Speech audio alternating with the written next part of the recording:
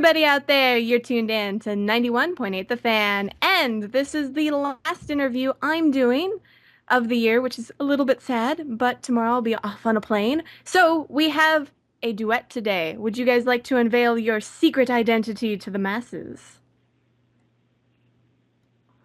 Yes, we would like to unveil it, but maybe it would be better if everyone guessed. Hey, don't do that, man. Don't make her guess. What do you think? Oh, gee, I think we should give them a hint. Oh, look. What kind of hint should we give them? Maybe they play games and they know the voices already. Are you Halloweening around? Oh, boy. Hey, wakey, listen, wakey, Missy. wakey, wakey. Well, maybe I should start. My name is Lex Lang, and I'm a voice actor who is pretty deep in the voiceover world. I've done a ton of anime and regular animation and video games. You might know me from a show called Rurouni Kenshin as Sonosuke, or Bleach as Marichio Maeda, or Naruto as Hayate Gecko, or Lupin the Third as Goemon Ishikawa. Or you might have seen me on Batman Brave and the Bold as Dick Grayson and Young Wildcat and Dr. Polaris and Batman 2. Or the Avengers Earth's Mightiest Heroes as Doctor Doom. Or maybe you're a video game person and you like to play Crash Bandicoot where I play Dr. Neo Cortex. Or Star Wars games where you've heard me as Stormtroopers and Han Solo and different people like that.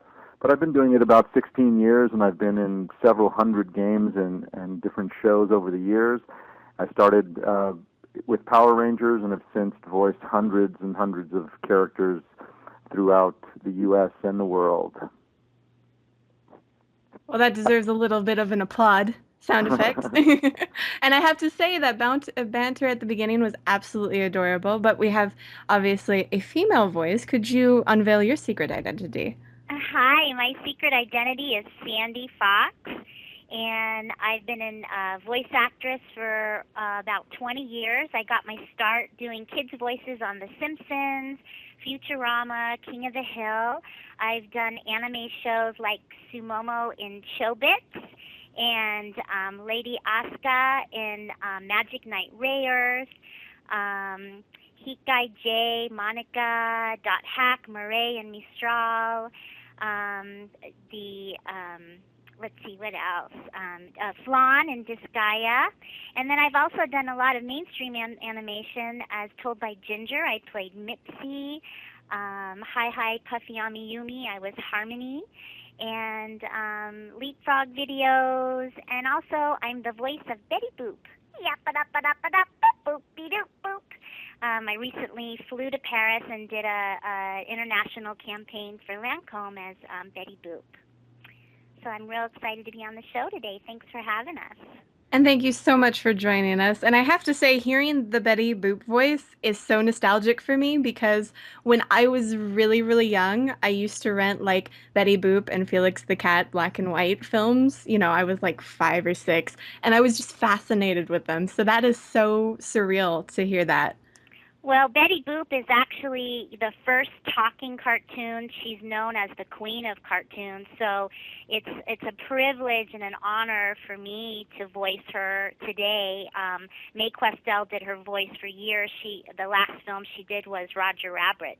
And I've done Betty's voice for Universal Studios Hollywood, the theme parks in Orlando, and most recently this commercial that Lancome kind of brought her back to life for their new Hypnos Star campaign. Well, it's definitely adorable. I like that you guys are two sides of very different characters. You know, one's really cute and the other is really manly and dark. And we've played a lot of roles together. I did Lynn in Fist of the North Star. That's a really one of the first animes, actually, I think, that came to the U.S. And Lex played Ken. And we played opposite each other many times in anime. So that's been kind of fun, too. Definitely. One of the things that the fans were clamoring for me to ask about are your roles in Magic Knights Rayearth. And I know it's been quite a while, but you guys just didn't do characters. You also worked on theme songs as well. That's, Yeah, yeah, that's true. The Bang Zoom Entertainment had brought the songs over from Japan, and we re-recorded to the original tracks. So that was quite interesting to not really be able to work with, a new track. So I had to like record over the Japanese tracks. they had Um, the Japanese background vocal tracks that were married to the music, and so they could take out the lead vocal, but all the background vocals were in Japanese. So when we rewrote the song, we got the translation, and we had to write the song and adapt the translation so that it would fit sort of the vowel sounds that were happening in the Japanese, and it ended up turning out pretty nice. You can't even tell the Japanese are the background vocals. I can agree with that. I mean, I remember picking up Magic Knights Rayearth from like Suncoast on VHS, and I got the first volume that was dubbed, and I got the second volume it was subtitled, and I didn't understand. I was like, "What is the subtitled thing?" So seeing the difference between the two was really interesting, but I'd always go back to the first one and pretend to sing with it because I actually knew the words. That's funny. Now, did was it sort of difficult though to sing with the Japanese? I mean, their language is so different, and I mean with dubbing you're matching lip flaps and you can make sort of changes, but with a translation like that, how much are you able to change to fit into a certain line or verse? Well, that was the challenge, is for us to keep the translation um, current and the meaning the same while being able to sort of match the vowel sounds that were happening with the Japanese. So it was challenging, but we got through it, and we're pretty happy with how it came out.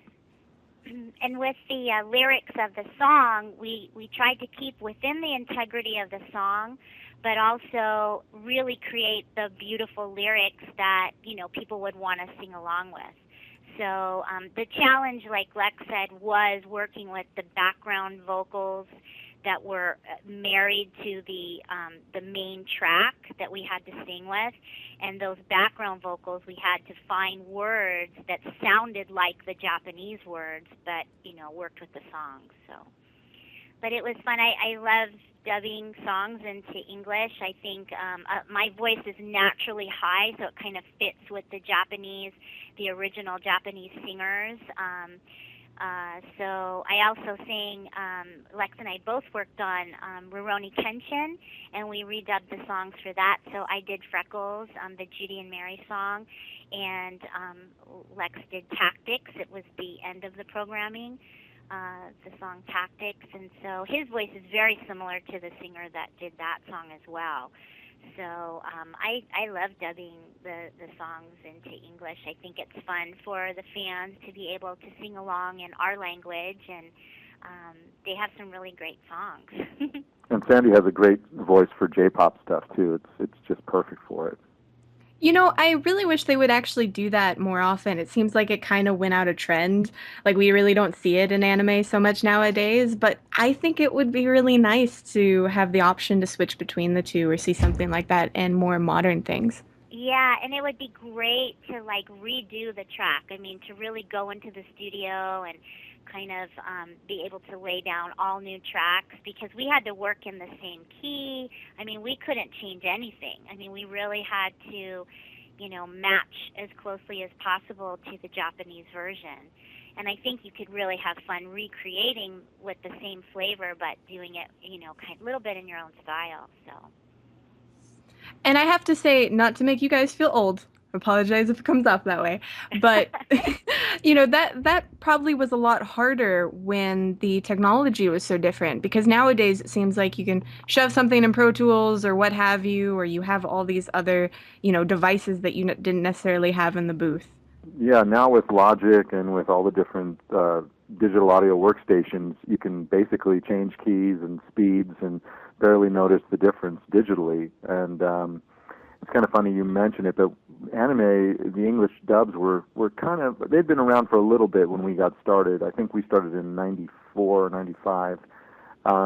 But what was interesting is there's a thing, as voice actors, when you're doing anime, there's something called the beeps, and it's a set of 3 beeps that basically cue the voice actor into knowing when they have to begin. And we always say start on the 4th imaginary beep. So it'd be beep, beep, beep, and then you would start.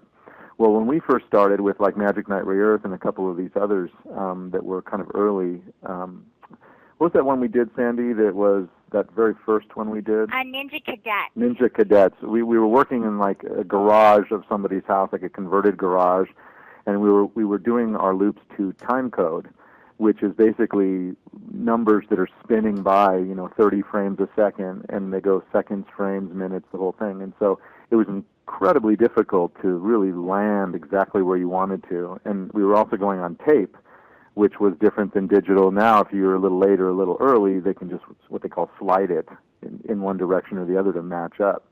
So yeah, not to date ourselves too much, but we were kind of there at the beginning when all this technology kind of came into the studio, and we had a chance to kind of see it grow and develop, and work our skills from that. Well, on the plus side too, that means you had the harder work, when you were starting. So now it must seem like a piece of cake. Yeah, it got a lot easier. It became where it's like, oh, I used to do this to time code. This is really easy now with the beeps. So now all we have to really work on is the acting side of it. Well, it seems like nowadays too, and this really is amazing to me. People have their own like home studios, or they have like egg cartons on the wall and other various devices to actually voice work at home.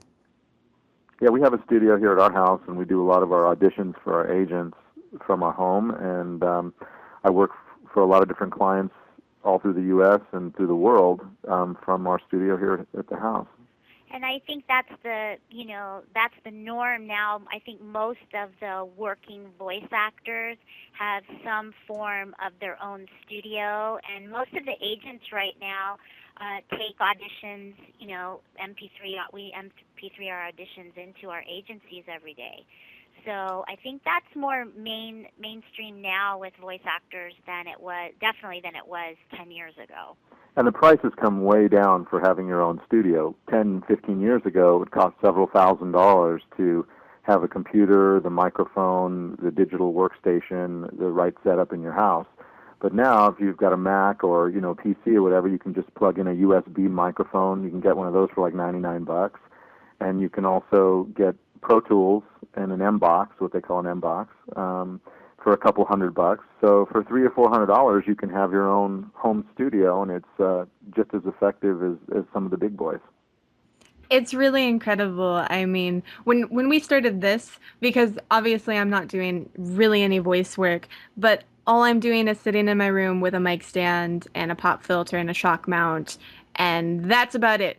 Suffice it to say, my noisy neighbors sometimes cause everything to go downhill, but besides that, it works pretty well for what I'm doing. Yeah. We have that too come up, either with the dogs. We have 4 dogs and a cat. And then also when the gardeners show up on a Thursday afternoon or a Tuesday afternoon, that kind of interferes. But you learn to work around that. So it's really not too much of a problem. Definitely. I always have the leaf blowers on Friday. Right up to my window. There's no leaves in Las Vegas, Nevada, but gotta blow the dirt around. But it's kind of interesting too that you have to work around animals. I just have to work around my one cat. I don't know how she could deal with 4 dogs, but the worst she'll do is she'll come up to me and she'll start licking my leg and not go away. So now for the listeners out there who, might not be familiar with, say, your latest work, is there anything that you guys are working on that you can talk about, or anything that's recently come out that you want to promote to the audience? Well, as you know, we do sign a lot of confidentiality agreements about projects we can't talk about. I worked on a video game 3 weeks ago that I had to sign a confidentiality agreement. One of the latest projects that we just returned from, Lex and I were guests of Armageddon Expo, and we were in Melbourne, Australia, and also in Auckland, New Zealand. So we did a 2-day show in Melbourne and a 3-day show in Auckland, and that was an amazing experience. We had both had never been to that part of the world, and that part of the world is so beautiful. But Armageddon Expo is a really big expo out there, and they were just great. And there were a lot of sci-fi actors there, and a lot of great voice actors. We were there with Mela Lee and Johnny Young Bosch, and so it was pretty exciting. Yeah. That was pretty fun. And of course, Andy mentioned, she's the worldwide voice of Betty Boop. And one of the things that I'm working on right now is Avengers: Earth's Mightiest Heroes. I just got to play Dr. Doom for season 2, and also Marvel has a video game coming out that's not attached to the show, but it is attached to the character. It's called Marvel Heroes, and I also get to play Dr. Doom in that, which is a lot of fun. And another thing that's coming out in January, I think, is I got to play the voice of Batman for the new Mattel toy that's coming out. It's like a 10-inch toy that talks and lights up, and super cool. I got to see the prototype when I was in there last, and it's really amazing. So keep your eyes out for that, and you'll be able to hear me on the toy as well. I can't help but ask, what would your 5-year-old self say to you voicing Batman? What would a 5-year-old say to me?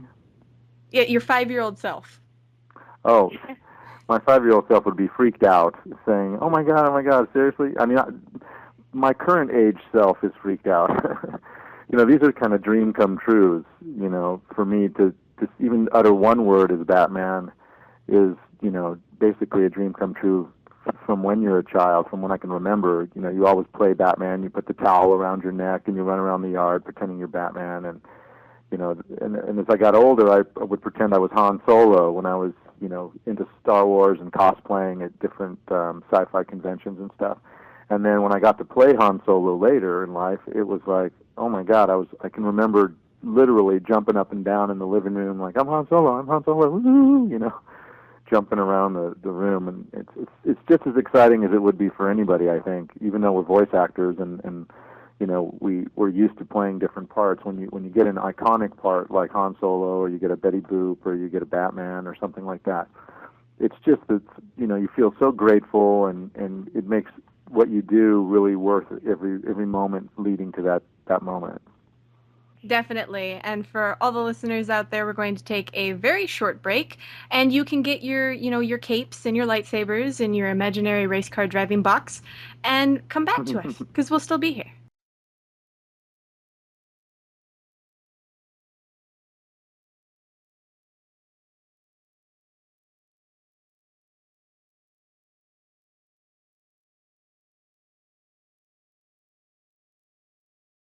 Hey, everybody out there, you're tuned in to 91.8 The Fan, and I hope that you guys have your capes and your wands and your action figures, because if not, I'm sorely disappointed. I mean, they want to listen to the interview too. It is Halloween. Yes, it is Halloween, so I hope you're in something really awesome. And obviously, my special guests are still alive and breathing.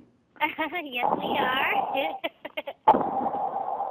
Oh, Darth Vader is here. I thought you were at Disneyland.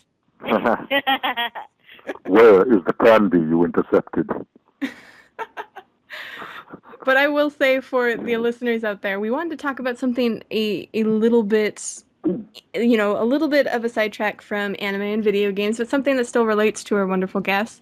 And the first thing I wanted to touch upon was the H2Ohm water, which is a project I believe both of you guys started together. Yeah, that's true. It was inspired by a lot of synchronistic events that led up to a very powerful dream that I had, and Sandy and I followed that dream and ended up having a natural spring water company called H2Ohm. We call it Water with Intention, and what we do is we have a an incredible natural spring that we get the water from, and we put it in bottles. But what makes it unique is that we put labels on the bottles that encourage you to have positive thoughts as part of your healthy lifestyle. So we put the words love and gratitude and prosperity and willpower and joy and peace, perfect health on the labels in many different languages, so that you can begin your day by creating the vibration for yourself of positivity while you drink an incredibly good natural spring water. So we don't put any flavors or additives or anything in the water. It's more about you creating the mindset, and that's why we say think it while you drink it. So that, just like you would go to the gym for a healthy body, for an entire healthy lifestyle, a well-rounded lifestyle, you want to have healthy thoughts that fuel your day as well. So that's kind of the explanation in a nutshell. And another mission of the company is to create education and awareness for world water issues on local and global levels. We've worked and partnered with the Zamburu Project in Kenya and bringing clean water and helping to drill wells in Africa with Dr. Masaru Emoto's Peace Project, bringing water education to children and the messages of speaking kindly to each other and how our energy, how that makes a difference and reflects out into the planet. So we partner up with a lot of charities like Heal the Bay and just like spreading the messages of how to keep our groundwater clean, tips on recycling, and tips on keeping our oceans and watersheds clean as well. And that's another kind of cool thing about the water company is that the water bottles that we use are made from 100% recycled materials. We don't use any virgin resources. We don't bring over any products that have oils from across the planet. It's all 100% recycled materials in the highest grade beverage containers you can have. So we're using the recycling stream as it was intended to be used. So that's another real plus. And all the bottles are recyclable and reusable, and so it's we're doing that for the environment as well. Well, I have to say, not only does it go to a good cause, but I really like the concept because I don't think a lot of people, when they're really trying to focus on something, have the positive thoughts to be able to do it. Like thoughts really, empower you and are able to get you through a day. So I like the concept of having those like labels on the bottle that sort of give you that. Absolutely. And what's interesting is that we have water in front of us, whether we're at work or at the gym or just everywhere. I mean, it's just a part of our society is bottled water. And, to have those positive thoughts on there and have those positive words, even if they're just, there's just something you're subliminally, you're looking at it, it does make a difference. And it does make a difference to the water. We won the gold medal for best tasting water in the world in 2009 at the international water tasting in Berkeley Springs. And they tested springs and waters from all over the world, and we won the gold medal for the best tasting water. And we've also been featured in Time Magazine and the Wall Street Journal for bringing out a product that's promoting positive intention and inspiring others to create positive change on the planet. So right now we're the official water of the Chopra Center. I don't know if any of your listeners have heard of Deepak Chopra, but it's in Carlsbad, California, and they teach meditation and they teach great classes. And if you haven't read Deepak Chopra's books, just pick up any one of them, and they're so inspiring and to use your words, empowering. Really beautiful. Well, congratulations and thank you for informing me that there is a gold medal for water. I never thought of that. That never came to mind. Yeah, there is. They've been doing it for 21 years now from springs all over the world. They did 126 springs from 38 countries when we were in it. And so it's really, when you receive any of the medals, even if it's, from bronze to gold, it's a real honor. The fact that we got the gold was just, extra special for us. Definitely. And I know that this isn't the only thing to help with positive thinking that you guys work on. I know there's also the Love Planet Foundation as well. Yeah, the Love Planet Foundation. Lex and I founded that in 2001, and we just felt like as artists and working in film, television, and the mediums that we work in, that there's a way that we can give back. And this was like before everybody was going green and all of that. But we started going to schools and educating on the environment and recycling, just on small local levels, teaching kids how to keep their groundwater clean, ways to keep green in their homes, and we just thought we could bring these messages of awareness, and then that's the quickest way to creating change. If you can create education, then people know what to do, and they know how we can prevent the problem as opposed to trying to fix the problem after it's already happened. So the Love Planet Foundation, our vision is to really bring powerful education and messages to the masses so that they can start the process of creating positive change on the planet and living more in harmony with our earth and just doing more good, being of service. So that's very exciting. We've participated in all kinds of events and red carpet events here in Hollywood, expos where we have a booth and we'll create education there. We've gone into schools. Lex and I just became speakers for Heal the Bay, which is a big organization here on the West Coast that's protecting our water and our oceans, keeping our oceans clean. Awesome. And now for the listeners out there that want to learn more of either of these two projects, do they have any websites or do they do social media or anything? Yeah, you can look up h2ohmwater.com, and the only number in there is the number 2. The OM is the ohm.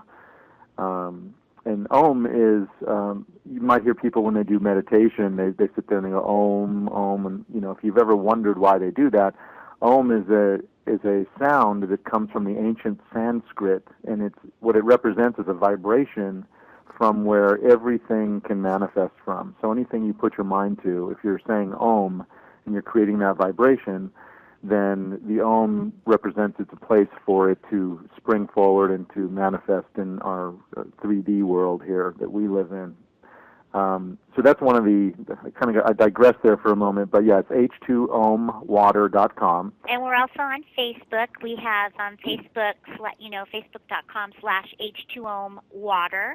And every day we put up some form of inspirational writing or artwork that really inspires you to be more positive and empowering you in your day. So it's just it's a great page to just like if you like some positive feed through your Facebook page. And the other one that you talked about was Love Planet Foundation, and that's just loveplanetfoundation.org.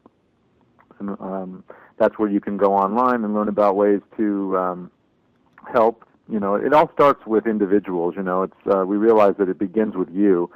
So, if you want to find a place where you can, be of purpose, you can go online, you can donate on the site, you can see different activities that are available for you, and that's pretty cool. That's a cool site. And then if you want to know more about Sandy or myself, we both have Facebook pages.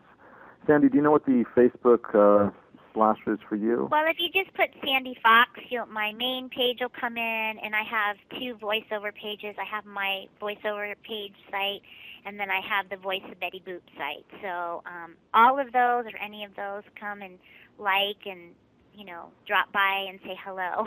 And for me, it's facebook.com/Lex Lang World. Because I think someone else took Lex Lang before I got to it, so someone's got Lex Lang after Facebook. That's not me, but so Lex Lang World, and then also you can go and I'll put a link up on my Lex Lang World part, but would love to have some of you check in and like my creative artist page where you can check out my music. I've got a music store up there. I've been playing music and writing all kinds of stuff, from rock and roll to like new age sort of cool piano music to chill out by. So yeah, you can go check that out. It's Lex Lang Creative Artist, and would love to get some more likes up there. So anybody who's out there, come on down and like the page. Now, for either of you guys, do you do Twitter at all or strictly Facebook? No, absolutely Twitter. I'm probably on Facebook more than Twitter because I'm a very visual person, but I have Twitter, Twitter/Sandy Fox, and also H2O Water, and then also Love Planet is on there as well. So, yeah, and I know Lex has a Twitter account as well. Now, on that one I did get at Lex Lang. So, yeah, just follow, tweet with me, and we'll have a good time. Well, now On for Twitter. the listeners out there that want to stalk you from the bushes in a nice way, do you have any other live appearances that you'll be doing, whether it's this year or next year?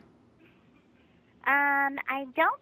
I'm not sure what we have on the books for next year, but no cons or anything coming up in the next 2 months.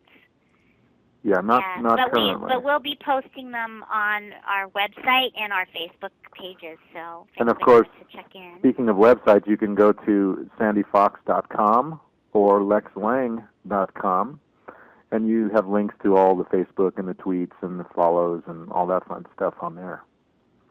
Yes, I'm eyeing them. I'm on like several different pages because I'm a very visual person too. So this is how I was doing my research is like, okay, I got Wikipedia and IMDb and all these other bunch of different sites up and every single Facebook and their website with every single page open. So Wow. Wow. You're multitasking. I try. But for one thing that we do here on 91.8 The Fan is we have actually a tradition that we do at the end of every interview, and I was wondering if you guys would be willing to participate. Sure. Awesome.